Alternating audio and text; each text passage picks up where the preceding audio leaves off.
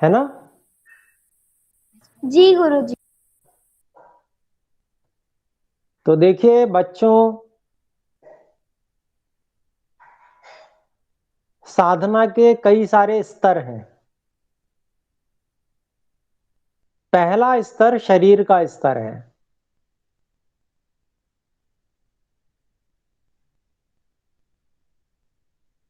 उसके बाद प्राणों का स्तर है।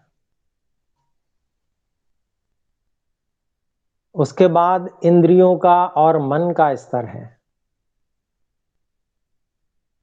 ठीक है? तो शरीर को स्वस्थ रखना,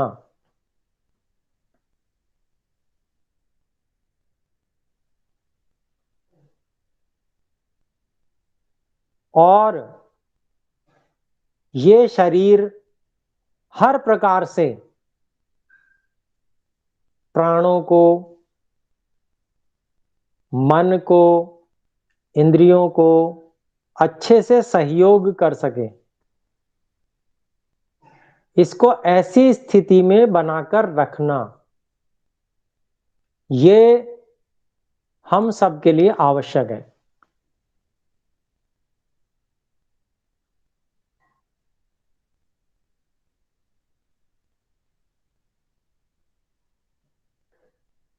तो सबसे पहला कार्य यही है जिसके बारे में हमने पिछले दिनों में चर्चा की।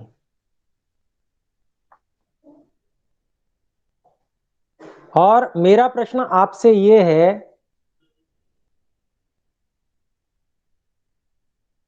कि कौन व्यक्ति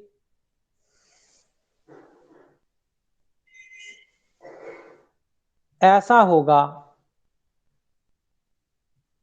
जो कि प्राण साधना को निर्बाध रूप से कर सकता है? ओम गुरुजी। हाँ बोलो।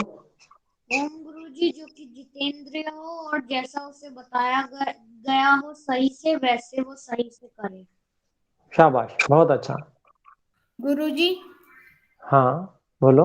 मेरा एक प्रश्न है बोलो बेटा। कि निर्मात का अर्थ क्या होता है? निर्माता? नहीं, आपने बोला था ना अभी निर्मात। निर्बाध? हाँ, जी निर्बाध गुरुजी। मतलब बाधा रहित, जिसमें कोई बाधा ना हो। तो अब हमें प्राण साधना करनी है ना, जी। इसलिए प्राण साधना करनी है। तो प्राणों की साधना करने के लिए हमें ये जानना आवश्यक है कि प्राणों की साधना इस प्रकार से हो के बाधा न आए। तो उसका उत्तर दिया रियांशु ने, अच्छा उत्तर दिया कि जो जितेंद्रिय हो, जिसने इंद्रियों को अपनी जीत रखा हो, नियंत्रण में कर रखा हो।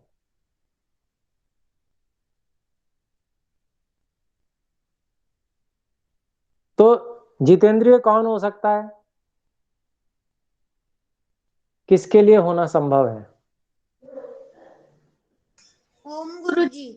हाँ बोलो बेटा। ओम गुरुजी, जो कि देख के सब कुछ करे, जो लालच ना करे, वैसी चीजें करे, तब वो जितेंद्रिय रह सकता है। शाबाश, अच्छा बताया। जो लालच ना करे। गुरुजी, हाँ बेटा बोलो आप भी। जो धर्म की राह पे चले और सत्य कहे। ठीक बात है, शाबाश। जी गुरुजी, जो काम क्रोध लोभ मोह माया को त्याग दे, वो जी जितेंद्रिय। हाँ, जितेंद्रिय तो है, लेकिन ये हुआ कैसे जा सकता है, प्रश्न ये था। ओम गुरुजी। जी हाँ बोलो। गुरुजी, जिसने अपने मन को अपने वश में किया। बहुत अच्छा, शाबाश।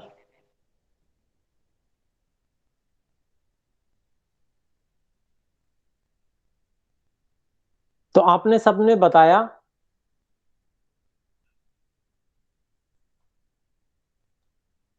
और अच्छा बताया। पर जो मैं आपको पहले बता चुका हूं और आज भी बताना चाहता हूं वो ये है कि जो इंद्रियों के सुखों को निकृष्ट मानता हो, समझता हो, अच्छा नहीं मानता हो, है ना, जिसके पास में उससे भी अधिक अच्छे सुखों का विकल्प हो, वही जितेंद्रिय रह सकता है। मन को नियंत्रण करना ठीक है, थोड़ी देर के लिए इंसान कर लेगा, लेकिन जब सुख की जरूरत होगी उसे तो क्या करेगा बताओ? फिर तो ले लेगा ना सुख। है ना, बचेगा कैसे वो? बच वो ही सकता है, जितेंद्रिय वही हो सकता है जिसको ये बात समझ में आ जाए कि इंद्रियों के सुख जो होते हैं वो बहुत घटिया क्वालिटी के होते हैं और उससे बढ़िया क्वालिटी के सुखों को उसको लेना आता है। जब सुख लेने की जरूरत पड़े तो वो इंद्रिय के सुखों में रुचि न दिखाए, बल्कि अन्य और प्रकार के सुखों में से कोई सुख को ले ले, तब वो चितेंद्रिय हो सकता है। नहीं तो इंद्रियों के विषय इतने अधिक प्रबल होते हैं कि बड़े से बड़े योगियों को भी धराशायी कर देते हैं।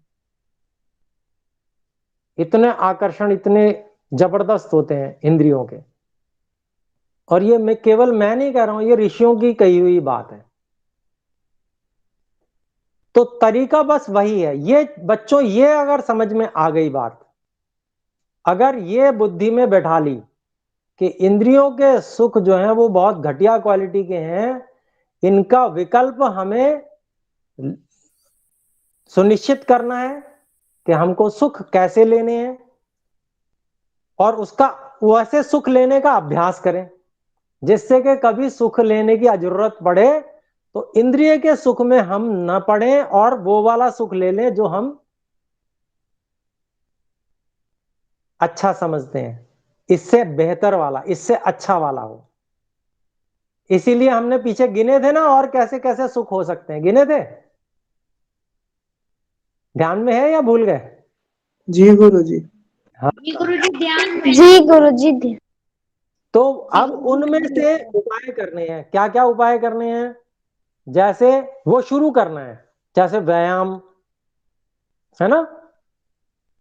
अब जैसे युद्ध अभी, विद्या अध्ययन करना। हाँ, विद्या अध्ययन करना, उसमें सुख लेना हमको आरंभ करना है। अगर हम इसकी प्रैक्टिस नहीं की, है ना, अगर हमने इसकी प्रैक्टिस नहीं की, व्यायाम में सुख लेने की, विद्या के अध्ययन में सुख लेने की, इसकी अगर हमने प्रैक्टिस नहीं की तो फिर हमें प्राणों की साधना में बाधा उत्पन्न होगी। क्यों? क्योंकि शरीर स्वस्थ नहीं रह पाएगा। क्यों? क्योंकि हम इंद्रियों के सुखों में पड़ ही जाएंगे, बच नहीं सकते। आ गई बात समझ में? तो इसलिए मैं ये समझा रहा था पिछले दिनों आपको कि हमको दूसरे जो सुख के विकल्प हैं उनको लेने का अभ्यास बनाना है। तो अब बताओ आप में से कौन कौन तैयार है? शाबाश। आपसे मुझे यही आशा है कि आप इसका अभ्यास करेंगे कि पढ़ने में कैसे सुख लिया जाता है। अब मैं उदाहरण देता हूं। मान लो हम पढ़ना चाहते हैं और हमें किसी कारण से हमारी एकाग्रता नहीं बन रही, तो क्या करेंगे बताओ? अध्ययन करना चाहते हैं पर हमारी एकाग्रता बन नहीं पा रही किसी कारण से। मान लो हमें किसी और चीज का दुख है, मान लो माता जी ने डांट दिया, वो डांटती नहीं है सामान्य रूप से, लेकिन आज बहुत जोर के डांट दिया, अब हम दुखी हैं अंदर से, तो और हमें मन लगाना है पढ़ने में जिससे हमें वहां से सुख मिले, जिससे हम इस दुख को सहन कर पाए। तो हम क्या करेंगे ये बताओ, क्योंकि देखो ये परिस्थिति अगर मैं आपको नहीं बताऊंगा और हम इस पे डिस्कस नहीं करेंगे तो आप करोगे कैसे। हाँ रियांशु बताओ क्या करेंगे। जी गुरुजी, मैं ये एक्सपीरियंस भी कर चुका हूँ, तो हम लोग ज्यादा ध्यान नहीं देंगे डांट पे और अपना काम करेंगे। बेटा ये तो ठीक है, लेकिन दूसरा काम करने में, हाँ अर्पण आपका हाथ ऐसे थोड़ा सा इधर के सर के पास लाके खड़ा करो तो दिखाई देगा। हाँ बोलो। जी गुरुजी, मैं ये बोल रहा था कि हम लोग डांट के ऊपर भले ही दुखी होंगे तब भी हम लोग सोचेंगे कि अभी अगर हम लोगों ने अच्छे से पढ़ाई कर ली तो आगे माता जी वापस से खुश हो जाएगी। हाँ ये अच्छी बात है, और हम माता जी को प्रसन्न कर सकते हैं अपने अध्ययन से और अच्छे व्यवहार से, है ना। तो ये भी विचार कर सकते हैं, और ऐसा सोच के हम फिर लग जाएंगे जोर के पढ़ने में, है ना। और क्या कर सकते हैं।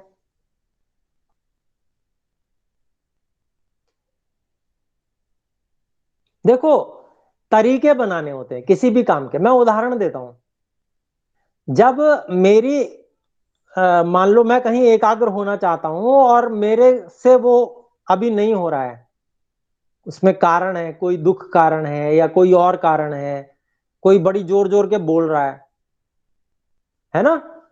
अब वो डिस्टर्ब कर रहा है कानों में, तो कान तो बंद हो नहीं सकते, या तो कानों में कुछ लगाओ। तो वो बोल रहा है तो मेरी एकाग्रता नहीं बन रही, तो मैं क्या करता हूं, या मैं दुखी हूं किसी कारण से भी और मैं एकाग्र दूसरी जगह होना चाहता हूं, तो मैं पता है क्या करता हूं, मैं जिसको जो मुझे पढ़ना होता है उसको मैं थोड़े से ऊंचे स्वर में और लगातार बड़ी तेजी के साथ पढ़ने लगता हूं, या कोई मंत्र है उसको मैं जपने लगता हूं बार बार जोर के, या मन में ही जोर जोर के, मन में भी जोर के बोला जाता है ना। हाँ तो जैसे गायत्री मंत्र है, जोर जोर के बोलने लगता हूं मन ही मन में, बहुत जोर जोर के, और ईश्वर से प्रार्थना करने लगता हूं। तो मेरा मन क्या होता है, उन शब्दों पे फोकस हो जाता है और मैं उधर से हट जाता हूं और ईश्वर की ओर लग जाता हूं। ऐसे ही पढ़ते समय जब मैं करता था प्रयोग, तो यही करता था, जोर जोर के पढ़ने लगा, फटाफट जल्दी जल्दी बहुत तेजी से स्पीड से रीडिंग करने लगा, बहुत स्पीड से। उस समय ये उद्देश्य नहीं रहता था मुझे समझ में आए, मुझे बहुत तेजी से इस पूरे के पूरे पेज को पढ़ जाना है, बहुत तेजी से स्पीड रीडिंग करता था। तो रीडिंग करने से फिर मेरा मन वहां पर एकाग्र हो जाता था, फिर मैं उसको दोबारा भी पढ़ लेता था, जिससे कि अगली बारी में मैं स्पीड से पढ़ूं तो मुझे समझ में आ जाए। तो क्या होता है, जब हम अपने को किसी एक काम में एकाग्र करते हैं और ऐसी इस तरह से एकाग्र करते हैं जिससे हमें सरलता हो। पढ़ना तो बड़ा आसान है हमारे लिए, क्योंकि हम पढ़ने की बहुत प्रैक्टिस कर चुके हैं, है ना। तो क्या करते हैं, बड़ी तेजी से पढ़ते हैं, बड़ी फास्ट रीडिंग करते हैं। अब वो फास्ट रीडिंग में क्या होता है, हम एकाग्र हो जाते हैं। सरल है ना पढ़ना, समझना थोड़ा सा कठिन है उससे। तो क्या होता है, हम बिल्कुल वहां पर एकाग्र हो जाते हैं। जब हम एकाग्र हो जाते हैं तो मन इधर उधर से हट जाता है और एक विषय में लग जाता है, और जब लग जाता है तो फिर हमने दोबारा भी पढ़ लिया तो वो समझ में भी आ गया, फिर हम आगे बढ़ गए। तो इस तरह से भी प्रयोग किए जा सकते हैं। हाँ रियांशु कहो। जी गुरुजी, मैं तो पढ़ते पढ़ते समझ सकता हूँ तेज से। हाँ ठीक है, कई बार ऐसे विषय होते हैं जो समझ में भी नहीं आते तो भी हम पढ़ लेते हैं फटाफट फटाफट। सभी विषय ऐसे नहीं होते हैं कि तुरंत समझ में आ जाए, है ना। कई विषय ऐसे होते हैं कि जिनको बार बार पढ़ना पड़ता है, जैसे सत्यार्थ प्रकाश। सत्यार्थ प्रकाश बड़े बड़े विद्वान पढ़ते हैं, उनको पहली बार पढ़ने में समझ में नहीं आती, आधी समझ में आती है, आधी छूट जाती है। हाँ, कुछ कहना चाहती हो बेटा तोशिका, कहो। ओम गुरुजी गणित। हाँ, गणित, ठीक बात है, गणित में थोड़ी दिक्कत होती है, लेकिन कोई बात नहीं। अब हमें उसको करना है तो हम उसको, उसमें पहले तो हम कॉन्सेंट्रेट होंगे, एकाग्र होंगे पहले उसमें। तो एकाग्र होने के लिए हम फटाफट पहले उसे देखेंगे जल्दी जल्दी, फिर उसके बाद में फिर हम धीरे धीरे देखें। अब एकाग्र हो गए, फिर हम आराम से देखेंगे, अच्छा हमने क्या किया था, देखा था, आ गई बात समझ में।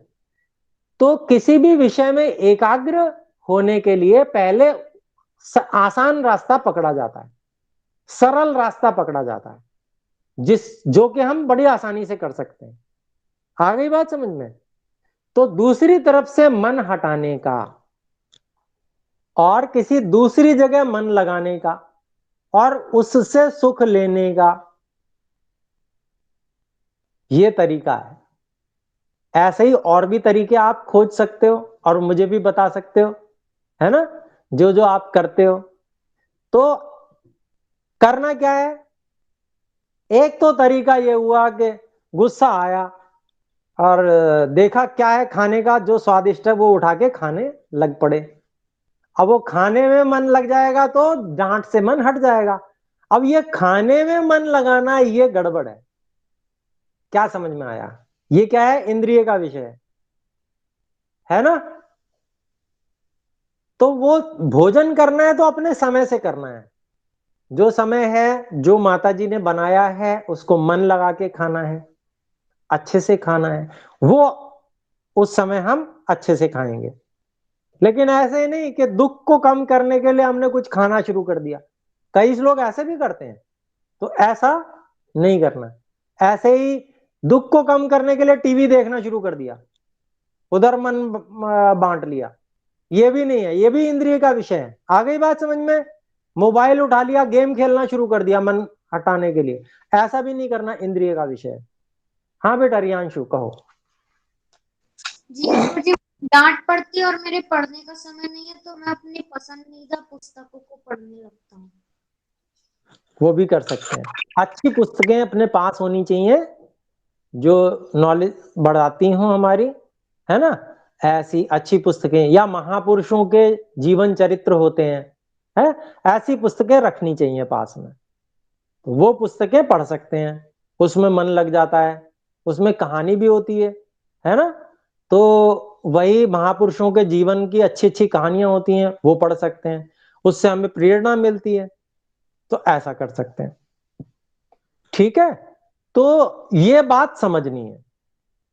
जैसे मैंने क्या क्या उदाहरण दिए, क्या क्या करते हैं लोग अपना जो दुख या वो हटाने के लिए, एक तो टीवी देखने लग जाएंगे, है ना, या मोबाइल में गेम खेलना शुरू कर देंगे या कुछ और, ये सब इंद्रिय के विषय हैं। दुख दूर करने के लिए या सुख प्राप्त करने के लिए ये विषय ठीक नहीं है, पहले ये याद रख लो। देखो बच्चों, ये बात समझ में आ जाएगी अगर, तो फिर हम वैसा ही व्यवहार भी करेंगे। और ये बात समझ में नहीं आई तो फिर चाहे कोई कितना ही समझा ले, फिर चाहे कोई कितना ही ध्यान करवा ले, ध्यान में वो कहते हैं ना, क्या दोहराते हैं हम, ओम गुरुजी अफॉर्मेशन। अफर्मेशंस गुरुजी। हाँ, तो वो एफॉर्मेशन काम थोड़ी देर करेंगे और उसके बाद फिर वापस लौट के बुद्धू फिर से वैसा ही करने लगेंगे। तो बात ये समझनी है, जो मैं आपको समझाना चाह रहा हूं उसको बहुत ध्यान से समझो। प्राण की साधना में बाधा आएगी निश्चित रूप से, अगर शरीर को हम ठीक नहीं रखेंगे। और शरीर ठीक नहीं रह सकता उस व्यक्ति का जो इंद्रिय लोलुप है, जितेंद्रिय नहीं है। जो इंद्रियों के सुखों को ही लेता है वो व्यक्ति कभी भी स्वस्थ नहीं रह सकता। शरीर से स्वस्थ नहीं रह सकता, रोग रहना ही पड़ेगा उसे, बहुत कठिन है उसका स्वस्थ रहना हमेशा। ठीक है, तो इसलिए हमको ये बात अभी से समझ लेनी है कि हमको सुख लेने का तरीका आना चाहिए। पढ़ाई में हमें सुख लेना है, शरीर का बल बढ़ाने में, व्यायाम करने में हमें सुख लेना है, माता पिता की सेवा करने में हमें सुख लेना है। ठीक है, ये कार्य हमको करना है, तब जाके हम प्राण साधना में बाधा हमें नहीं होगी। तो प्राण साधना में और क्या आवश्यक है, अन्न के क्षेत्र में देखेंगे। एक तो हमें अपने पूरे शरीर का निरीक्षण करना आना चाहिए। ये जो मैंने आपको बताया, ये केंद्र है, यहां पर है ना, यहां ये केंद्र है। इन केंद्रों का अभ्यास भी इसीलिए कराया जाता है कि हमें अपने शरीर को पूरा निरीक्षण करना आना चाहिए। हम आंखें बंद कर लें, आंखें बंद करके और ऊपर से नीचे तक का पूरा निरीक्षण करें। कहां पर भारीपन है, कहीं ऐसा तो नहीं है कोई अटकन है, पूरी गहरी सांस भरनी चाहिए हमें। कहां तक, जहां से हम मलमूत्र त्याग करते हैं उससे ऊपर तक पूरा श्वास वहां तक भरी जाती है ना। पेट के बिल्कुल नीचे भाग तक श्वास पूरी भरी जाती है और पूरी निकाली जाती है। तो जिस समय हम अपने शरीर का निरीक्षण कर रहे हों, उस समय में हम पूरी अंदर श्वास भरेंगे, पूरी बाहर निकालेंगे। ये बात समझ में आ गई, सबको आ गई? जी अब गुरु। इसका आपको अभ्यास करना है, जी गुरु। इसका अभ्यास करना है और अगली कक्षा में अपने अनुभव बताने हैं। जब आप पूरी श्वास भरेंगे अंदर तक और पूरी श्वास निकालेंगे ना कुछ बार, तो कुछ लोगों को उबासियां आने लगेंगी। ऐसे करते हैं नींद आती है तो करते हैं ना। तो इसका मतलब क्या हुआ कि अभी यहां पेट में आगे बढ़ने की प्रक्रिया जारी है, चल रही है। वो अभी आगे जब बढ़ जाएगा पूरा अच्छे से और फिर उसके बाद में मल त्याग हो जाएगा, तब पेट साफ हो जाएगा, तब ऐसा नहीं होगा। तो उसके लिए क्या है, जीवनी शक्ति हमें सुलाती भी है, तो हमें नींद भी आने लगती है। ठीक है, तो ये सब चीजें हमें निरीक्षण करना है क्या हो रहा है। हाँ बोलो रियांशु। जी गुरुजी, मैंने अभी ये 3-4 बार किया, मेरा पेट ठंडा ठंडा लगने लगा। हाँ ठीक है, हाँ तो अभी ये करना है। जैसे मान लो दिन में 3-4 बार कर सकते हैं, थोड़ी देर के लिए 5 मिनट 10 मिनट जितना आपको अच्छा लगे उतनी देर बैठ जाइए और पूरे शरीर का निरीक्षण कीजिए, कहाँ क्या चल रहा है, कैसा हल्कापन है, कोई गर्मी तो नहीं, कहाँ गर्मी लग रही है, कहाँ ठंडक है ना। ऐसे ही कहाँ अटकन है, अटकन भी पता चलती है ना। तो ये सब चीजें हमें निरीक्षण करना है। तो ये साधना का प्रारंभिक स्तर मैंने आपको बताया, यहां से साधना प्रारंभ होती है। आ गई बात समझ में? उसको होने लगा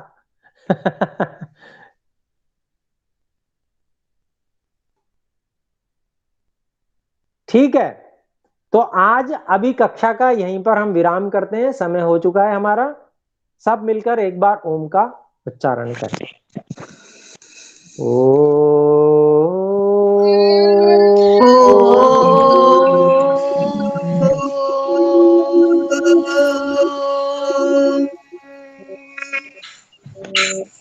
सब